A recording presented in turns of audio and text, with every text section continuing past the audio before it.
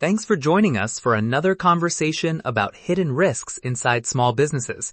Today, we're going to talk about credential and access drift, the slow creep of forgotten accounts and shared logins that quietly break operations, leak revenue, and invite legal problems. Quick story to kick us off.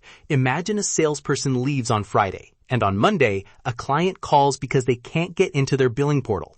The rep had the login, the vendor contract uses that rep's personal email for transfers, and there was no offboarding note. Revenue stalls for days while teams scramble.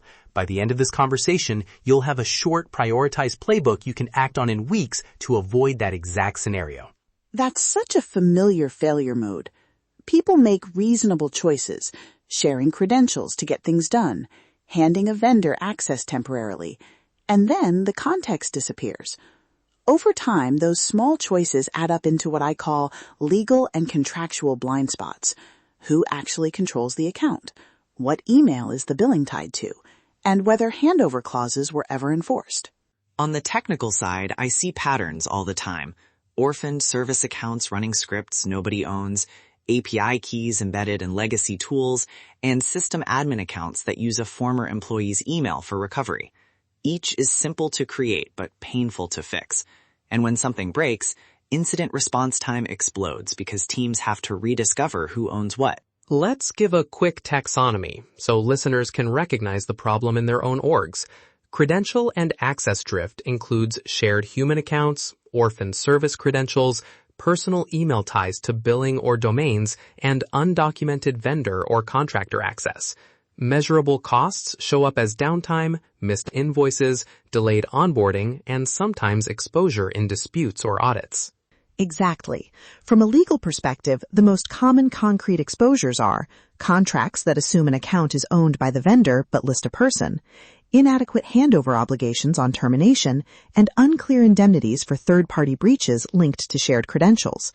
Those gaps create negotiation headaches and, in some cases, liability that could have been prevented with a few clauses and a process. And the security angle is straightforward. Lack of visibility means no effective control. If you can't answer who has access to X in under 5 minutes, you don't have control. Low-cost wins here are inventory, MFA, and secrets rotation. You don't need an enterprise IAM overnight. You need repeatable basics that a small team can maintain. Let's put the operational lens on this. In sales and onboarding, a single missing login can mean a handoff stall, a prospect waiting for setup, a client who can't access their portal, or a billing address tied to a rep's personal account. That translates to friction for customers and lost time for your team. Small businesses often feel they can't afford process overhead, but a few targeted rules protect revenue directly. From HR and contracts, 2 simple policies reduce a lot of risk. 1, require that any account used for company business is registered on a company domain or shared managed account, not a personal email. And 2, include a vendor handover clause that specifies credentials must be transferred to an agreed company contact within a defined window. Those 2 moves are low effort but hugely effective. Technically, start with a critical map. Identify the 5 to 10 accounts that would stop revenue or delivery if lost. For each, require MFA.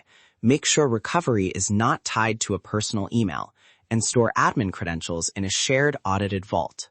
For legacy items that are hard to change immediately, add monitoring and an offboarding checklist so access is reviewed whenever people leave. Okay, let's synthesize this into a short, prioritized 6-step playbook listeners can act on in weeks. Step 1. Inventory. List critical accounts and the current recovery contact for each. Step 2. Map impact. Which accounts would stop sales, billing, or key services? Step 3. Offboarding checklist. Require credential transfer and change of ownership as part of exit procedures. Step 4. Contract edits. Add simple handover language and an explicit ownership clause, plus a billing email standard. Keep the language short and directive so lawyers and vendors don't argue over interpretation later. Step 5. Quick legal triggers. Add a default remediation window for missing handovers before you can escalate or suspend access. Step 6. Technical controls and cadence. Require MFA on all critical accounts. Put credentials in a managed vault with access logs.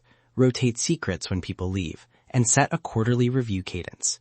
For tool choices, favor managed, low-maintenance services your team can actually run, and pair each control with an operational owner who does the maintenance, not IT alone. I like that.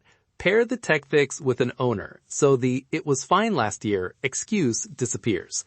Before we wrap, let's highlight the 2 things that buy you the most resilience quickly: inventory of critical accounts and offboarding rules that change ownership and require MFA. Those 2 reduce the biggest immediate exposures while you work on contracts and automation. And remember to frame these changes around customer continuity. Present them as steps that keep clients' access stable, preserve revenue, and make transitions smoother. That messaging helps get buy-in from sales and operations fast. One tactical tip: run a 30-day pilot. Pick 5 critical accounts. Apply the full playbook: inventory, transfer ownership, enable MFA, rotate keys, and measure time to recover and any customer impact tickets. The data sells the program internally much faster than abstract risk talk. Recap in one short checklist: inventory critical accounts, map impact, require company-owned contact info, add offboarding steps, update simple contract language, and apply low-friction technical controls with an owner and a cadence. If you do those 6 things, you dramatically shrink the chance that a forgotten login becomes a multi-day outage. If you want this as a one-page briefing and a template offboarding checklist, go to hiddenbusinessrisk.com and get the Hidden Business Risk Briefing. That site has the checklist and a short guide to run the 30-day pilot we described. No fluff, just the steps you can start this week. Okay, that's it for today. Thanks to Jessica and Eddie for practical, usable advice, and thanks to you for listening. If one thing you take away is this: habit-based convenience compounds into costly surprises, and a few prioritized steps stop that drift. We'll see you next time on Hidden Business Risk.